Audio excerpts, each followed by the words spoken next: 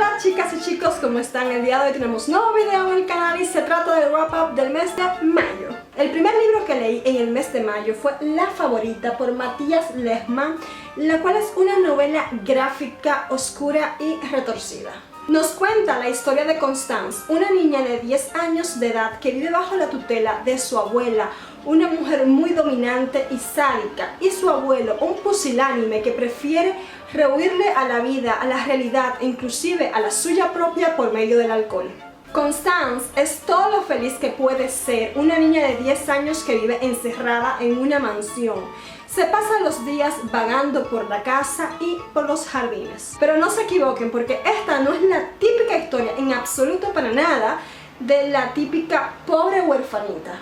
Existen dos giros argumentales que sorprenderán grandemente al lector. El primero de ellos hará que Constance cambie radicalmente y que tenga que enfrentarse a su pasado y con ello a su futuro. La Favorita es una novela gráfica que nos habla del descubrimiento y el primero de ellos dejará de piedra al lector. Es allí cuando comenzamos a darle forma a nuestro personaje. El autodescubrimiento, el descubrimiento del amor, la pérdida de la inocencia, el sadismo, la crueldad, la pérdida de la identidad, los desequilibrios mentales y los oscuros secretos de una familia que aparentemente sea una típica familia común son solamente algunos de los temas que veremos en esta novela gráfica, y con ellos también veremos otro muy importante, que es la identidad sexual. Es considerada una novela gótica dentro de las novelas gráficas, no tiene pérdida alguna.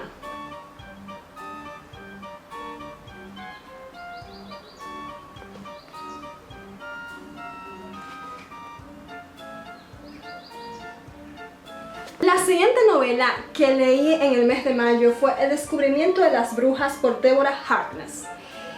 Esta historia es de género romance paranormal fantasía. Nos cuenta la historia de Diana Bishop, una apasionada historiadora que se encuentra en la biblioteca Bodleiana haciendo sus investigaciones cotidianas y se encuentra con un manuscrito perdido, el Ashmore 782. Inmediatamente Diana se percata de que existe magia en el interior de dicho manuscrito, así que hace sus anotaciones meramente científicas y vuelve a cerrarlo y a entregarlo. Lo que Diana no sabe es que al abrir esto ha desencadenado hordas de vampiros, de demons y de brujas que la acecharán todos los días, esperando de que ella nuevamente vuelva a adquirir dicho manuscrito. Cabe destacar que nuestro personaje principal, Diana, es una bruja, y no cualquier tipo de bruja, porque es una bruja de un linaje descendiente de un linaje muy antiguo y poderoso de brujas, pero que no quiere tener nada que ver con la magia. Si quieres saber más sobre nuestro personaje, por qué no quiere tener que ver con la magia y de qué trata este pequeño tochito, te dejo en la i de información la reseña que hice de este libro, Legión y el alma del emperador por Brandon Sanderson. Estos son dos cuentos o novelas cortas dentro de este pequeño libro que vale absolutamente la pena. Yo amé ambas historias, le di 4 de 5, pero vamos a ver de qué tratan estas historias. Pues empezando por la primera, Legión, conoceremos a Stephen Leeds, que es un millonario enigmático que nadie ha podido descifrar, por así decirlo, ni siquiera los psiquiatras. ¿Qué pasa con nuestro excéntrico millonario? Bueno, nada más y nada menos que tiene 46 personalidades.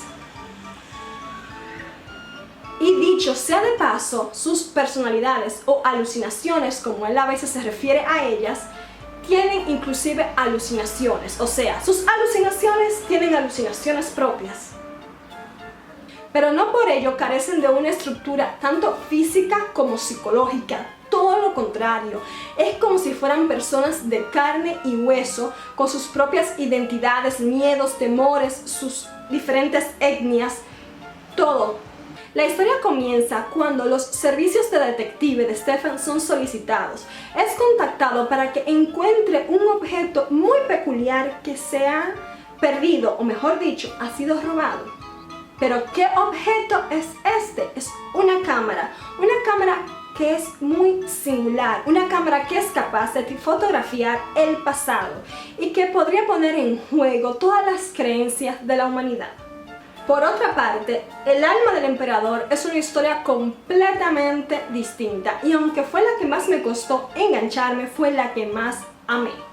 En este relato corto, cuento corto, novela corta, conoceremos a Shai. Shai es una maga falsificadora, una de las mejores del imperio y está condenada a muerte.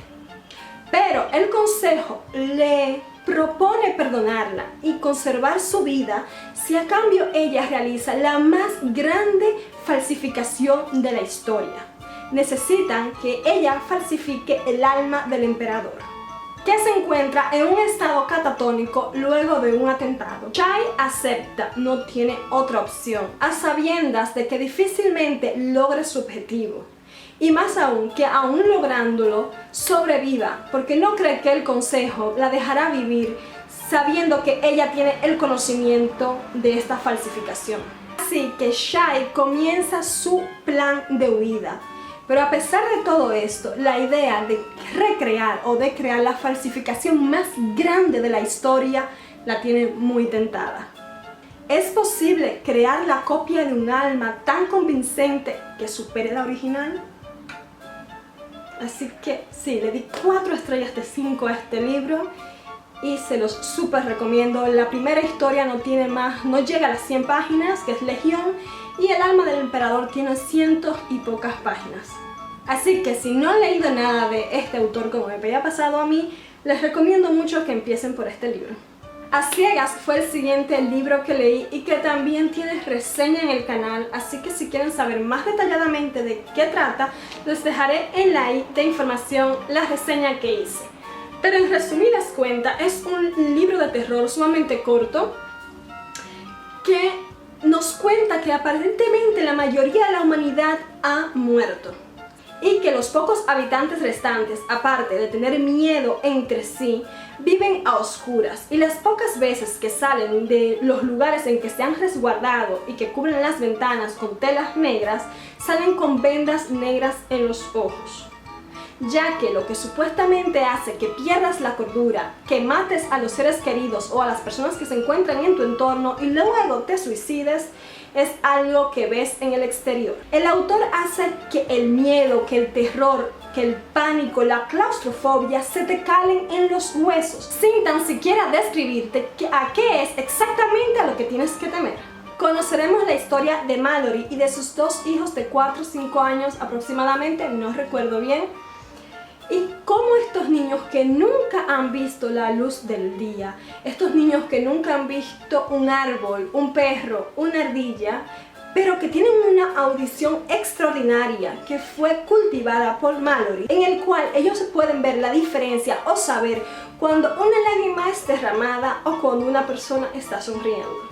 Claro está que sin ver. Si quieren saber más de este libro, como les dije, ahí estará las reseñas que le hice. Le di 3 estrellas de 5 y creo que es un libro que vale mucho la pena. El último libro que leí en el mes de mayo en realidad es un cuento y un cuento infantil, pero cuidado, que no tiene nada que envidiarle a una historia de terror de adultos. Y estoy hablando de Alguien en la ventana, una historia infantil de terror contada a 2 voces. Una es un narrador y la segunda nuestro personaje principal, Alejandro, que se comunica con nosotros a través de su diario. Alejandro es un niño de 10 años que se acaba de mudar a un edificio lúgubre, siniestro, gris y frío, aterrador en definitiva, que su madre ha heredado de una pariente que ni siquiera ninguno de ellos conocían. Es allí donde comienza nuestra historia. No bien los de la mudanza han dejado todas las cajas y los muebles en el nuevo apartamento de este edificio, Alejandro conoce un niño quien lo llama por la ventana pidiéndole que haga silencio y después haciéndole prometer que no tendrá miedo, porque cosas malas empezarán a suceder. Cabe destacar en este relato de que el edificio está completamente vacío. Los únicos habitantes de él son Alejandro y sus padres. Pero ¿qué tan fácil o difícil será mantener esta promesa cuando el techo sangra? Cuando Alejandro no deja de tener unos sueños horripilantes, de dibujar cosas de las que no se recuerda haber dibujado.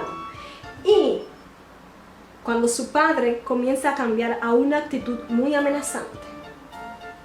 A este libro le di 5 de 5 estrellas, y si te gusta el género del terror, del misterio, del suspenso, de fantasmas, los cuentos infantiles o simplemente te gusta leer, realmente te recomiendo esta historia. Es un cuento cortito y tiene unas ilustraciones bastante tenebrosas.